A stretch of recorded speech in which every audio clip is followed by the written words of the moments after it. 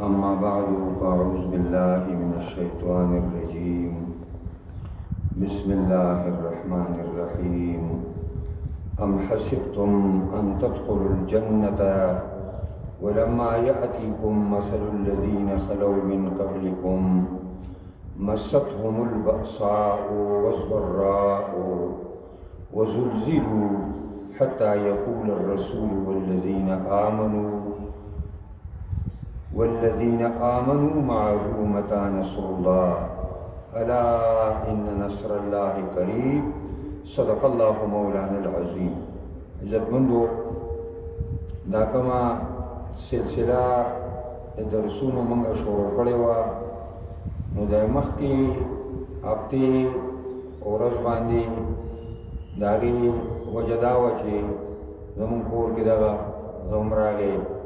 نو په دې وجه باندې دغه تیر خالي ماښام او د اتوار شپه هغه درس په هغې باندې قضا شو. نو دین د اثر بیا ملګرو کې لږ سستي پیدا کېږي، نو سستي به نه کوئ انشاءالله. آینده به د قضا کېدو د خدای صورت نه راولي، دا به دغسې چلو. همدا ستاسو د پیدې دپاره دی، ځکه چې موږ خو ټوله ورځ دلته طالبانو ته سبقونه وایو، در حدیث درس قرآني او درس حدیثي دا مسلسل کېږي، خو دا په هفته کې یو ورځ دا موږ ستاسو لپاره مقرر کړی دی چې تاسو چونکې نوزګار یئ هر ورځ راتلی نه شئ، نو د یو ورځ لا به خامخا دا کارونه مخکې وروستو کوئ او ځان سره به ملګري م راولئ او په خپله باندې به م راځئ. په دې سلسله کې نن چې کوم درس دی نو دا په دې دی چې مؤمنانو ته الله رب العزت دا خبره کوي چې تاسو په دې دنیا کې اوسېږئ نو دشمنانو د دین د لاس نه به تاسو د ډېرو مشکلاتو سره، مصیبتونو سره، تکلیفونو سره به مخامخ کېږئ، خو دا ټول تکلیفونه به تاسو برداشت کوئ، دې باندې به صبر کوئ. هله به تاسو ته بیا لوړې لوړې مرتبې او هغه زما رضامندي او د جنت هغه لوی لوی درجې به تاسو ته هله میلاویږي چې تاسو په دې مصایبو او تکلیفونو باندې صبر وکړئ. نو فرمایي الله رب العزت ام حسبتم، آیا تاسو ګمان کوئ، تاسو دا خیال دی مسلمانانو ان تدخلوا الجنة چې تاسو په جنت ته بدن نشئ ولما یاتکم مثل الذین خلو من قبلکم، او لا نبی راغلی تاسو ته حالات عجیبه د هغه مسلمانانو خلو من قبلکم چې ستاسو نه مخکې تاریخ کې تیر شوي دي. مستهم البأساء، دغه مخکې مسلمانانو ته رسیدلی دوی ته ولږې او تندې، وزورا او رسیدلی دوی ته بیماری او دردونه او شهیدان، وزلزلو او دا به د دشمنان د طرف نه به اجړه کولی شي داسې، حتی یقول الرسول والذین آمنوا معه متى نصر الله، حتی چې وبویل د الله پیغمبر او هغه کسانو چې ایمان یې راوړی و دا پیغمبر سره دومره به حالات کړکېچن شو او دومره به سختي انتها ته ورسېدله چې چغه به یې کړه متى نصر الله، موږ څه چې د الله کومه وعده وه د امداد او د تعاون هغه کله راځي؟ نو جواب به راغی الا ان نصر الله قریب، خبردار یقینا امداد د الله نږدې دی. عزتمندو دا روایاتو د حدیث کی راضی حضرت خباب ابن ارقا رضی اللہ تعالی عنہ یو صحابی دی، هغه وایي چې مونږه یو ځلې ګڼ ملګري د مکې معظمې دور دی، انتهایی مشکلاتو سره مونږ مخامخ یو، نو موږ د نبی علیه الصلاة والسلام خواته رالو او د نبی علیه الصلاة والسلام د بیت الله شریف دی سوري ته ډډه وهلې ده او خپل څادر یې ځان ته بالغ کړی دی او ډډې والې ده. موږ رالو کېناستو، وایي موږ دا خبره وکړه نبي کریم صلی الله علیه وسلم ته چې ته الله تعالی ته دعا نه کوي، ته الله ته سوال نه کوي چې دا مشرکان موږ سره قسمه قسم مظالم کوي او په موږ باندې زیاتې او ظلم را باندې کوي او موږ وهي ټکوي، موږ باندې مصیبتونه او تکلیفونه راړي، ته الله ته سوال نه کوي او یا موږ ته اجازت نه کوي چې موږ د دې له دې جواب ورکړو. یعنی په د مکې معظمې په دور کې نبی علیه الصلاة والسلام او صحابه کرامو ته دا الله ویلي دي چې تاسو به لاس نه اچوئ د کفارو سره، تاسو لږ یئ کم یئ او ټول جهان د کفر ډک دی، ټوله دنیا د کفر نه ډکه ده، ستاسو د دشمنانو نه دا دنیا ډکه ده. ابلیس ستاسو د مقابلې دپاره د دنیا پوځونه جمع کړي، تاسو به د صبر نه او د عفو او د درګذر نه به کار اخلئ، تاسو به فعل نه کوئ، لاس به نه اچوئ. نو خباب رضی الله عنه ورته وایي چې ته یا موږ ته اجازت وکړه چې موږ د کفارو نه خپل بدل واخلو او یا الله ته سوال وکړه چې موږ د دې ظالمانو نه خلاص کړو. نبی کریم صلی الله علیه وسلم را پاسېده او ویې ویل چې ملګرو ستاسو نه په مخکې تاریخ کې به یو مسلمان صرف په دې جرم کې راوستی چې دا مسلمان دی او په میدان کې به ودرولی شو او د هغه په سر باندې به ارکې ایښودی شوه او هغه به دوه ټوکړې شو خو د خپل دین نه به وانه وړېده. ستاسو نه په تېر تاریخ کې به یو مسلمان راوستی شو او جرم به یې دا و چې مسلمان دی، نور یې څه ګناه نه وه کړې، څوک یې وژلی نه و، چا ته یې تکلیف رسولی نه و، صرف دا خبره وه چې مسلمان دی او هغه به په میدان کې ودرولی شو او د اوسپنو په ږمنځو باندې به د هغه نه د هغه د غوښې پوټکې د هغه د دې هډوکو نه به یې رابېلول او هغه به خپل دین پرېنښود. نو تاسو سره خو دا کار لا چا نه دی کړی، نه تاسو باندې چا اره په سر لګولې ده او نه ستاسو غوښې خلکو په ږمنځو باندې د اوسپنو په ږمنځو باندې ستاسو د هډوکو نه ږمنځ کړي نه دي. تاسو نو په تېر تاریخ کې مسلمانانو ته ډېر تکلیفونه راغلي، هغوی به په خپل دین باندې کلک او مضبوط ولاړ، ذره بر بر خپل ځای نه اخوا کېدي، خپل دین نه یو ذره بر اخوا دېخوا شوي. تاسو باندې خو لا دا حالت نه دي راغلي. او ملګرو زه خدا غواړم چې داسې یو معاشره زه قایمه کړم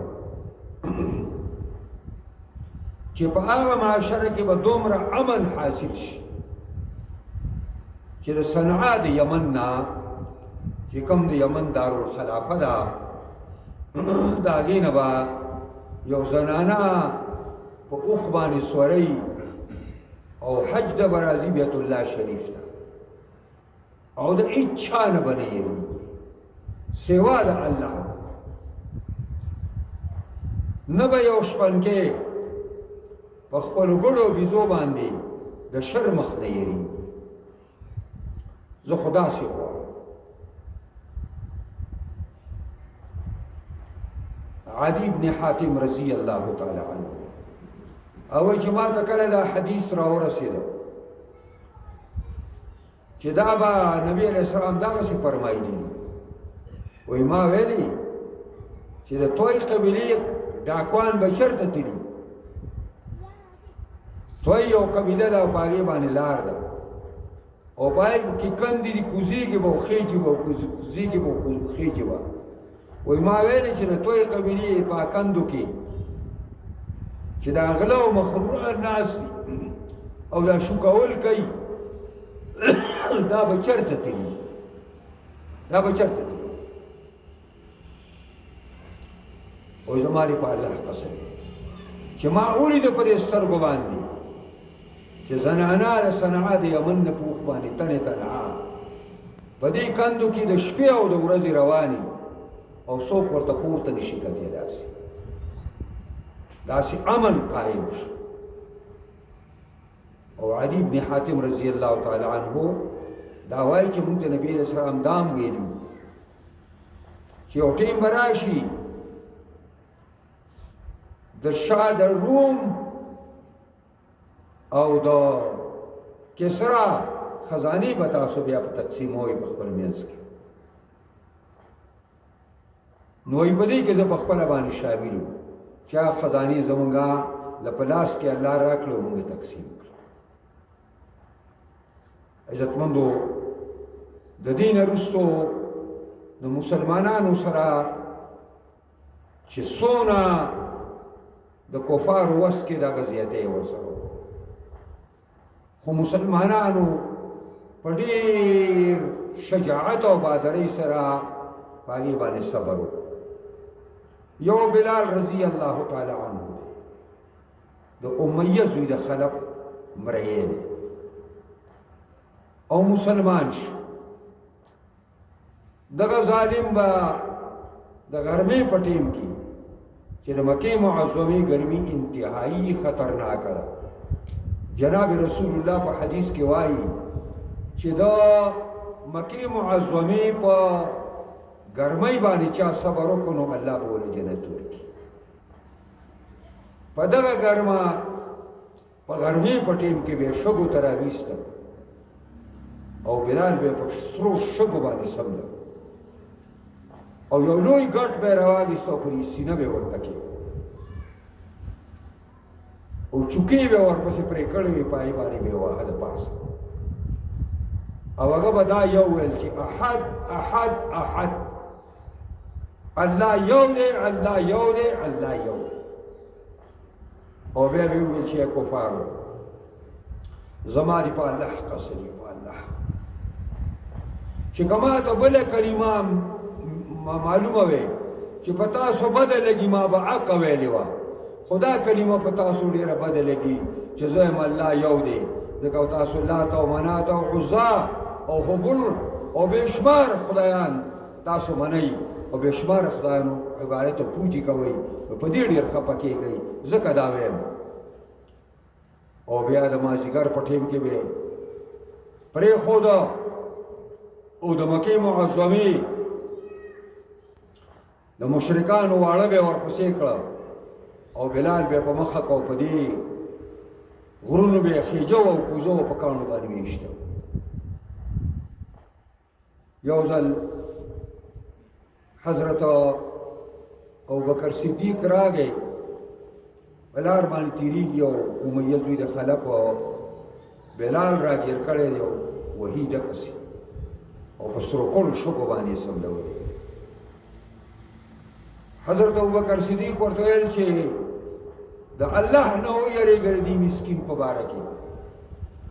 د دې مسکین او فقیر سره کم ظلم پکې هغه ابوبکر صدیق ته وایي چې دا تا خراب کړی دی دا زما مری او ډېر زبردست مری و خو تا راله خراب خو تاسو له عقیده خرابه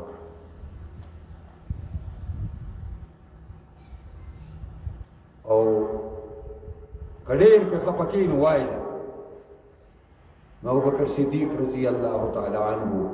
پیسې راوړې او بلال رضی الله تعالی عنه یې د مشرک نه واخیست او دې پسې یو خبر رایاده شوه کله چې نبی علیه السلام وفات شو نو نبی علیه السلام د وفات نه وروسته بلال د اذان نه انکار وکړ زه اذان نه کوم ډېر مسلمانان دي نور مسلمانان به یې کوي بس ما ډېر اذانونه کړي پیغمبر خدا ورته لمونځ کوو اوس پیغمبر خدا نشته اذان نشم کولی او بیا یې خلیفه ابوبکر صدیق ته وویلې چې ما ته اجازت راکړه چې زه د مدینه منوره پرېږدم او شام ته لاړ شم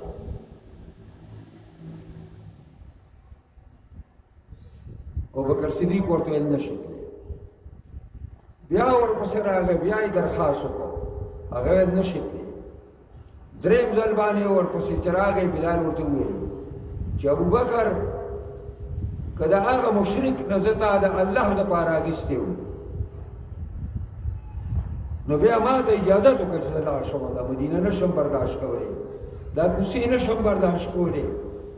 چې په دې کوڅو کې به جناب رسول الله ګرځېده دې مسجد نبوي کې به هغه لمونځونه کول هغه به درسونه موږ له راکول دې دا نشم برداشت کولی نو که تا د الله دپاره اخیستی ما ته اجازت وکړه او که د ځان دپاره دې اخیستی نو تا سره به یې نو اجازت یې ورته وکړه ویل زه لاړ شم داسې لږې ورځې تېرې کړې بیا راغی ساعت نه تېرېږي کله چې مسجد نبوي ته راغی نو صحابه ټولو دا شوق و چې بلال اذان وکړی وایي چا ورته را نشو ویلی بیا حسن او حسین رضی الله تعالی عنهما کشران هلکان دي هغې ته چا وویلې چې تاسو دې بلال ته وایي چې اذان وکړي نو هغې رالل چې بلاله اذان وکړه نو بلال اذان شروع کړه دا صحابه را منډې وو هغه زاړه یادونه ورته را تازه شو دا بلال رضی الله تعالی عنه دی داسې خبر رایاده شوه چې د وفات نه وروسته بیا هغه باندې دا چل شوی عزتمندو دا یو مشکل چې تاسو واورئ تاسو به حیران شئ دا د بخاري حدیث دی نبی کریم صلی الله علیه وسلم نن موږ په سبق کې دا حدیث ویلی نن د بخاري نبی علیه الصلاة والسلام په بیت الله شریف کې مونځ کې ابو جهل او د هغه بدماشان هم په دې بیت الله کې ناست دي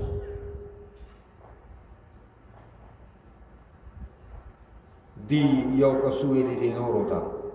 چې ګوره دا سړی موږ د مانځه نه بند نه کړه هذه المراعي نبی علیه السلام ته ریاکار ووایه چې دا ریاکار موږ د مانځه نه بند نه کړه دلته که نه وګوره دی ني دی راځي ورته لمونځونه کوي یاره داسې څوک نشته چې د پلانۍ محلې ته ورشي او وخلاله کړې ده او د هغې هغه غشین د هغې هغه وینې او د هغې هغه پیروان یې هلته غورځولې دي چې دغه ګندګي راوچته کړي د ده په دې ولو باندې کېږي چې راشي او دی ولاړي نو خیر دی صبر دی ورته وکړي خو چې دی په سجده پرېوځي نو دا ګندګي دی ورته په دې ولو باندې کېږي یو بدقسمته لاړ او هغه ګندګي راواخېسته او کله چې نبي علیه الصلاة والسلام ته د الله په کور کې د الله پیغمبر په سجده پرېوته نو مشرکانو هغه مشرک هغه ګندګي راواخېسته او د پیغمبر خدا صلی الله علیه وسلم په دې ولو په دې منځ کې کېښوده نبی علیه السلام نه راپاسي لګیا دی الله یادوي بس عبدالله بن مسعود وایي زه دقسې د بیت الله ګوټ ته ناست وم او دا هر څه اینم خو زما دا وس نه کېده چې نبي علیه السلام د شاه مبارکې نه مې دا ګندګي لرې کړی وی چا فاطمة الزهرا خبر که ماشومه ده رامنډې وایي او راله وه ګندګي د نبي علیه السلام د ولو نه اوچته کړه ویې غورځوله او کفارو ته خیرې شروع کړې او ردې بدې ورته وویلې چې ظالمانو بېدینو دا زما پلار سره تاسو را زیاتې کوئ نبي علیه السلام راپورته شو او دعا بددعایي کوي اللهم بقریش اللهم بقریش اللهم بقریش خدای قریشیانو نیسی خدای قریشیانو نیسی خدای قریشیانو نیسی دا بیا نبی علیہ السلام هغه غونډگان چې کم ناستو کم دا کارو بخاری کی حدیث دی یو نومي واغسته خدای پلانې ونیسي ابو جهل ونیسي ابن ابي معيط ونیسي دا پلانې ونیسي ډېر پریشان شو او د مشرکانو دا خیالو چې د مکې په ښار کې چا خیری وکړو نو خیری دی عبداللہ بن مسعود رضی اللہ تعالیٰ عنہ فرمائی د بدر په غزا کې په خپل شامل دی وای د بدر په غزا کې مې دغه بدمعشان ټول ولیدل چې مجاهدینو وجلو صحابه وجلو او نور ته پراتو نور دا رنگونه بدل کړو او بیا نبی علیہ السلام حکم وکړ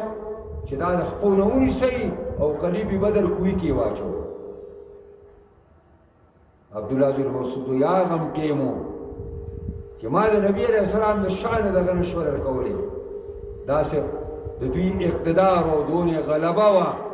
او دونه زورورتیا وا او دونه ګڼه وا او دا مې مریدل چې بیا مجاهدین او صحابه د خپلونه ونیول او رايح کلو قریبی بدر کوی کې واچو عزتمندو یو ځل نبی علیہ الصلوۃ والسلام را روان دي مشرکان ورته را پاسېدل او په دې سټ کې ولا صادر یا پټکې واچو او دا مړی ولا خبر علی رضی الله تعالی عنہ په خپل دور خلافت کې یو ځل په منبر باندې د جمعې په تقریر کې دا خبره وکړه ویل که زمارا تمام جهادونه او غزاګانی او دا تمام منډې د اسلام لپاره او دا الله د دین دغه لپاره چې ما کومې واري دي که دا ټولې زمانه واغستې شي او دا ابوبکر یو ساعت ته هغه ما ته راکړی شي زه به د الله نه ډېر خوشحاله یم او ویې ویل هغه ساعت دا و چې کفارو د رسول الله صلی الله علیه وسلم مړۍ خفه کړه او زما او ما سره ګڼ صحابه نورم دي منګه ګور وسم نه کېږي چې نبی علیہ السلام مړۍ د مشرکانو نه خلاصه کړو مړۍ ولا خفه کړې نه صحابه ابوبکر صدیق رضی الله تعالی عنہ راښکاره شو او وی فرمایل چې اتقتلون رجلا ان یقول ربی الله تاسو یو سړی صرف په دې باندې وجنئ چې هغه وایي رب زما الله دی دغه جرم دی چې هغه زما رب یو الله دی نو په دې وجنئ او رامنډه کړو کفار یا خالي خدیکه کړه او نبی علیہ السلام د اخلاص او کفار او ابوبکر صدیق راګیر کو دونی وو چې به وشه چې کله اوس کې راغی چې نبی علیہ السلام هغه ویل خلک ورته چې کوړه تلې خو په امن امان کې دا حالات یو ځل نبی علیہ السلام د دعوت کار کوي د مکې معظمې په کوڅو کې او مشرکان په دې لار تیریږي نو څوک په لاړې ورته کی پر سر مبارک باندې ورته لاړې څوک خاورې راړي او پر سر باندې ورته ورچي او په دې حالت کې نبی علیہ السلام کور ته راځي او لور فاطمه ته زهرا ورته ګوري او په بلار باندې لاړې پرتی دي دا خاورې پرتی تاسو کو دا خیالي چې دا اسلام داسې په ټوکو باندې راغلی دا په ټوکو نه راغلی دا په ډېر لوی محنتونو باندې او ډېر کوششونو باندې په ډېرو دردونو او ډېرو خفګانونو باندې په ډېرو شهادتونو باندې حاصل شوی عزتمندو مشرکان مکه هغې به چې کومه غریبه کورنۍ وه د مسلمانانو نو هغه به د هغې د ظلم نښه وه هغې باندې به ظلمونه کول یو کور دی، درې کسو کور دی، پلار دی د هغې یاسر نوم دی، مور ده د هغې سمیه نوم دی، او زوی دی د هغه نوم عمار دی رضی الله تعالی عنهم. دا درې واړه، دا انتهایی غریبه کورنۍ ده، انتهایی بې څوکه. دا یو ځل کفارو درې واړه ونیول او یو میدان ته یې راوسته او په حضرت یاسر باندې د پاسه وګرځېدل، دونه پرې پاسه وګرځېدل چې د هغې کلمې راووتې او په شهادت باندې ورسېد، شهید شو. او سمیه بیبي هغه راونیولې شوه او دا د مولانا محمد صابونی رحمت الله علیه په خپل تفسیر کې لیکلي دي چې دوه اوښانې راوسته، دوه اوښان، او په هغې کې پړي واچول او د یو اوښ مخ یې اخوا کړ او د یو اوښ مخ یې داسې کړ او هغه پړي چې د اوښانو کې هلته وتړل نو بیا یې راوستل او د هغې په یو خپه کې یو پړی واچو بل خپه کې بله او دا په دې باندې چې دا که اسلام نه وانه وړي نو دا دواړه اوښان به روان شي، دا په منځ به دوزی شي.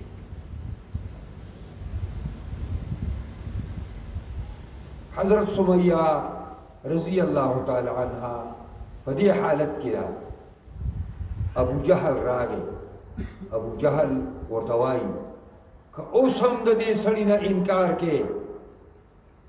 او د دا طور او طریقه پرېږدي نو موږ تا اوس هم پرېږدو. هغه ورته نه، دا نشم کولی. او دغه ملعون د هغه په دې تسله نه کېده چې سمیه به دوزی شي، نو حربه د دې غټې نیزې نه وړه نیزه ده، حربه ورته وایي. هغه یې راواخیسته او حضرت سمیه رضی الله تعالی عنه پر شرمګاه کې وواله او د هغې نه شهیده شو. دا څه وایي چې د اسلام داسې په ټوکو راغلی څه ډېر پاره خلکو داسې خپل عصمتونه ازار کړي دي، خپل روحونه ازار کړي دي. او حضرت عمار دومره و او دومره چې په هغه باندې کلمه کفر وویله. څوک راغی یا رسول الله کفارو نن په عمار باندې کلمه کفر ویلې ده. نبی علیہ السلام کو فرمایل چې عمار د سر د ویښتو نه د خپو د نوکانو پورې د ایمان نه ډک دی او د اسلام نه ډک دی.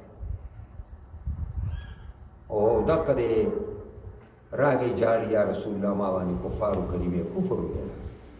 نبی علیہ السلام ویل عمار زړه دې څنګه وړه؟ ویل زړه مې په ایمان و.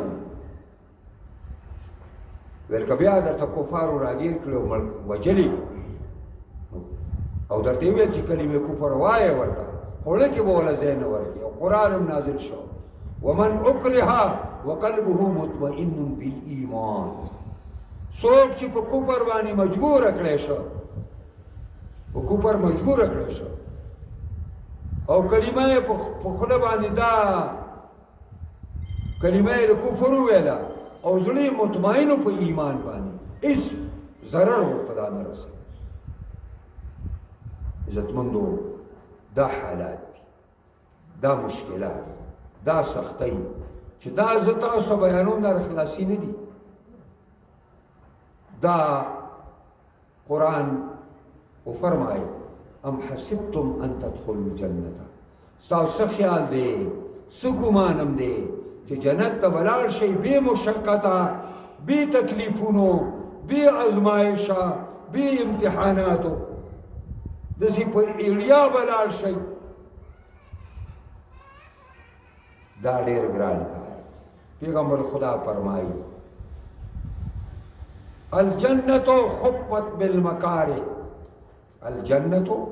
خفت بالمکاره. نبی علیہ السلام وایي جنت د مشکلاتو لاندې دی، د مصیبتونو نه لاندې دی، د سختو نه لاندې دي، د تکلیفونو نه لاندې دي. او النار خفت بالشهوات، او اور د خواهشاتو لاندې دي. جهنم د خواهشاتو لاندې دي چې یو خواهش خپل پوره کې په حرامو کې د الله او د رسول د دین نه په خلاف یو خواهش خپل پوره کې، بس سر به جهنم ته دی. او جنت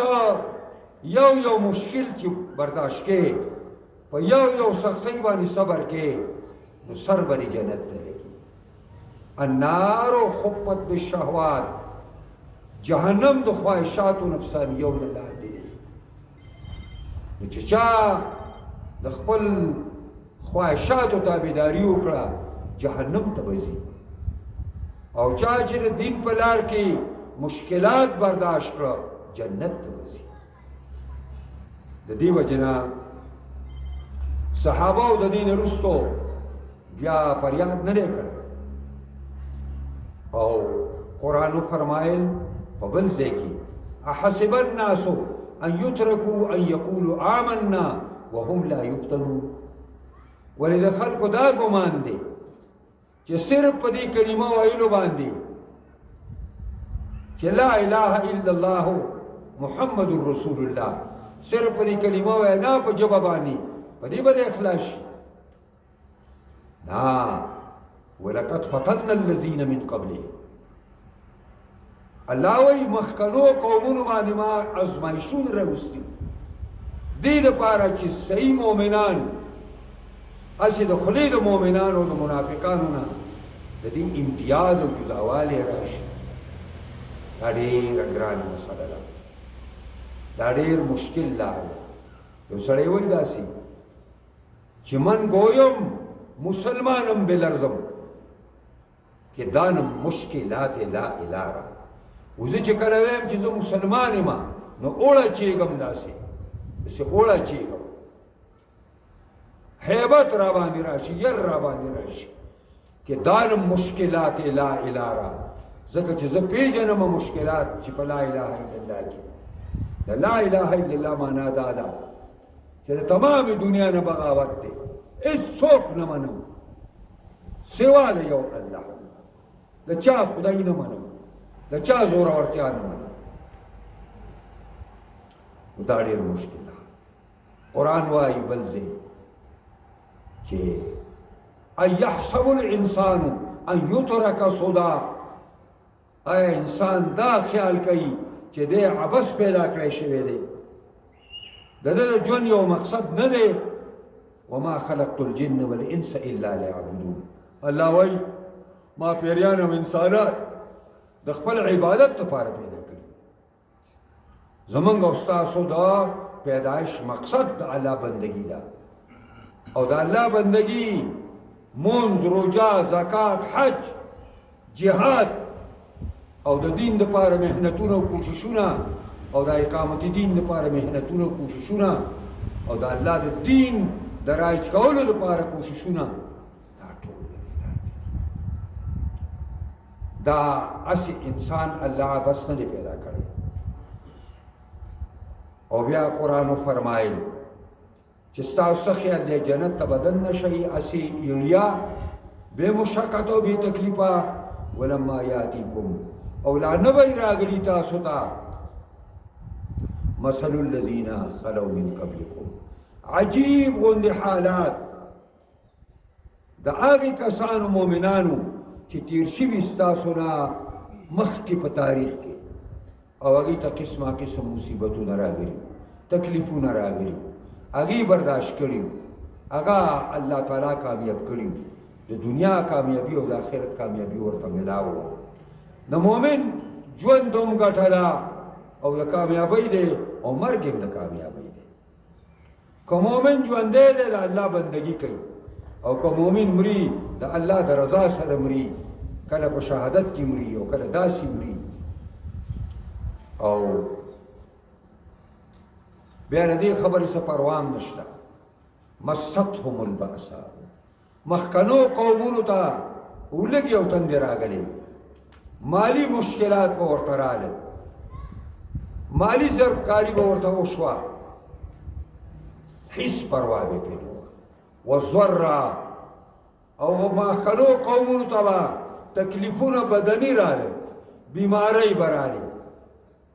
مرګونه به رالل، مصیبتونه به رالل، زخمونه به رالل او وزلزلوا. مخکني قومونه د دشمنانو د دین د لاس نه به اجړه کولی شو، حالات به ډېر کړکېچل شو، مصیبتونو سره به مخامخ شو. دې حده پورې به دا مشکلات انتها ته ورسېدل چې د الله پیغمبر چې هغه ډېر لوی شجاع او بادري او د هغه د الله په ذات باندې اعتمادي او د الله د وعدو باندې د هغه اعتمادي، هغه به هم چغه کړله او هغه سره جان نثار ملګري، هغه سره هغه مسلمانان اول هغې به هم چغه وواله چې متى نصر الله، کله به د الله امداد. د مؤمنانو او د پیغمبرانو د الله په تعاون او امداد کې شک نه، دا خبره د شک په بنا دوی نه کوي چې ګینې د شک دی چې راضي به او که نه به راضي. خو الله رب العزت د مؤمنانو سره او د پیغمبر سره دا وعده کړي چې ستاسو تعاون وکړو، ستاسو امداد وکړو، ستاسو بچاو وکړو. خو ښودلی ټیم دی چې په پلاني ټیم نو چې کله مشکلاتو سره مسلمانان او پیغمبر مخامخ شي نو هغې دا خیال وکړي چې الله موږ سره کومه وعده کړې وه نو کېدای شي هغه وعده زر وه، دا ولې وروستو شوه، هغه امداد ولې زر رانغی.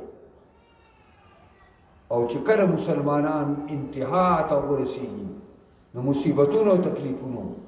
نو د الله رحمت په جوش کې راځي. نه موږ او تاسو دا پاکستاني قوم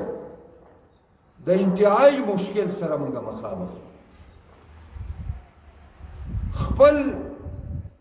سربراهان را باندې الله تعالی ظالمان کړي دي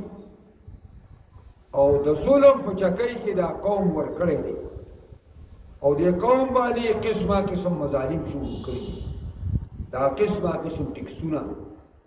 او دا قسمه قسم ګرانۍ چې تاسو به دا سپین ږیرو نه تپوس کومه تاسو په خپل ژوند کې به دا نه اورېدلي دا ګراني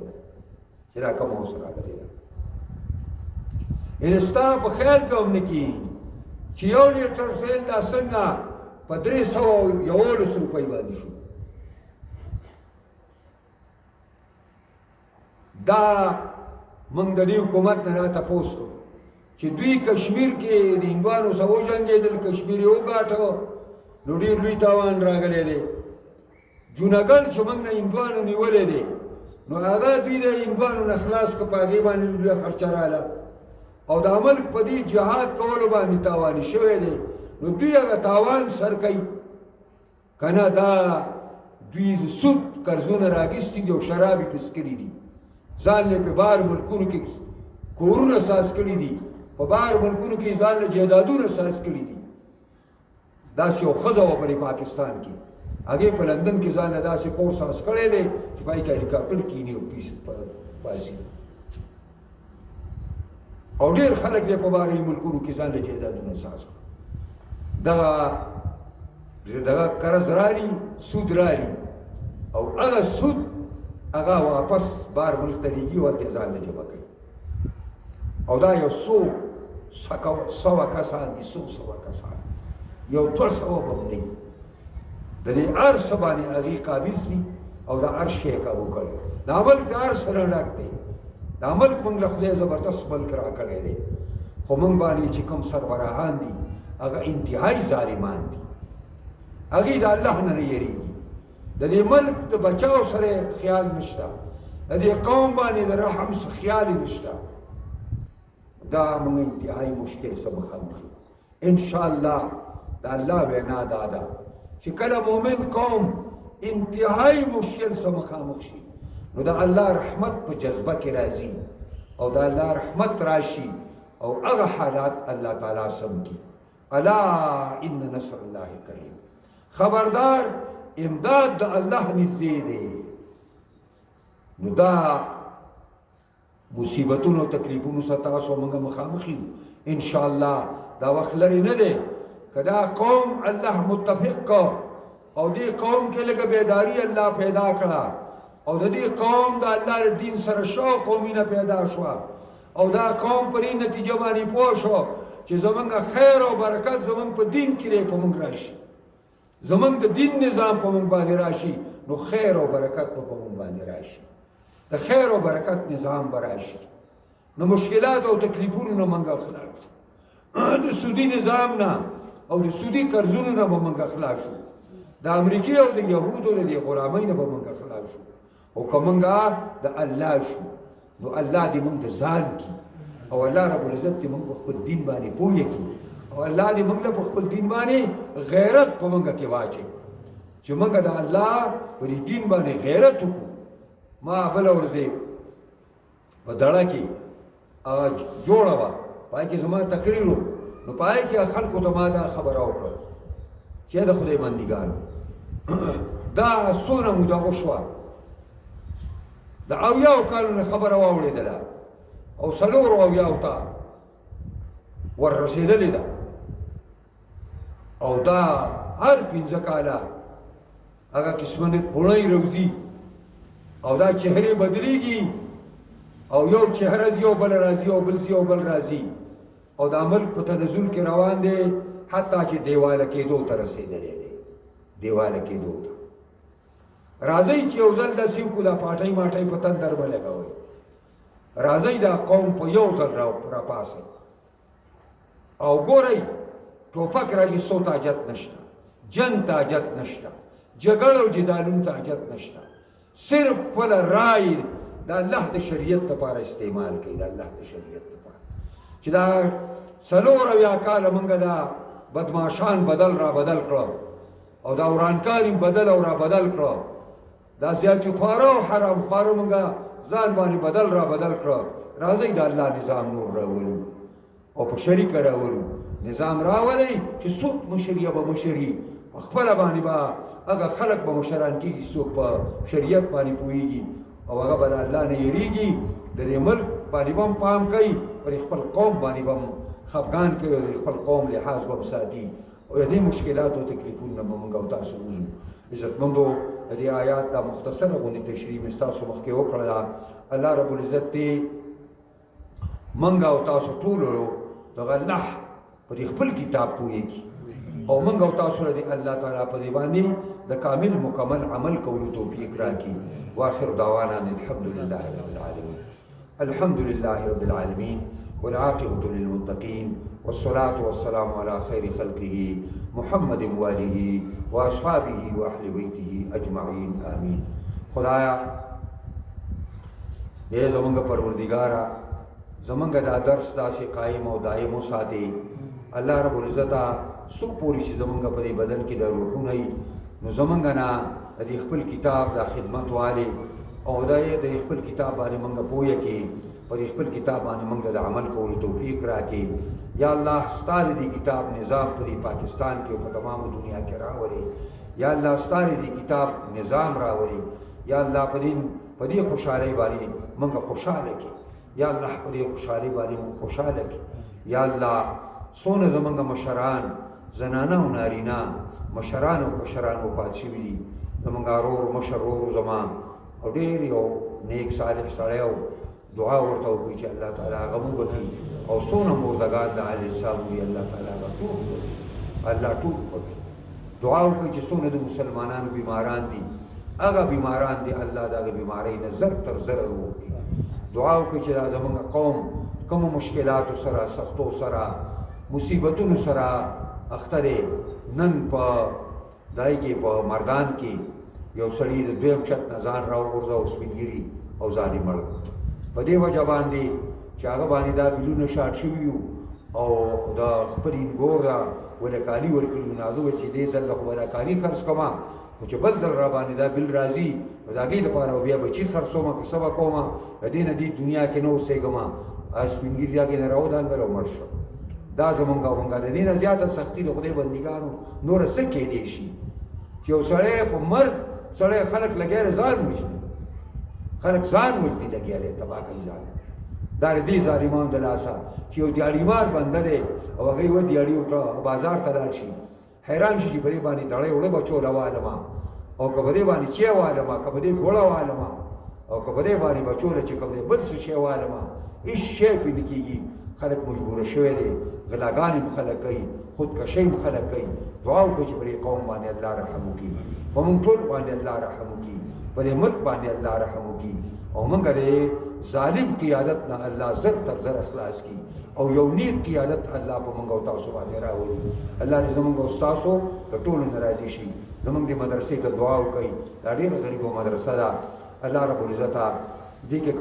کوم قرضونه دي په دې کې کم کمی دی الله د غیب الخزانو نه پوره کړي او خلاص کړي یا الله زموږ ټول په حالت باندې رحم وکړي دا کوم ملګري دي درس ته راځي الله دې په علم کې عمل کې بچو کې کاروبار کې خیر او برکت واچي دنیا او د آخرت خوشحالي ولا ورکړي زموږ د ټولو نه الله راضي شي خاتمه زموږ د ټولو په ایمان کې اللهم ربنا آتنا فی الدنيا حسنه وفي الآخرة حسنه وقنا عذاب النار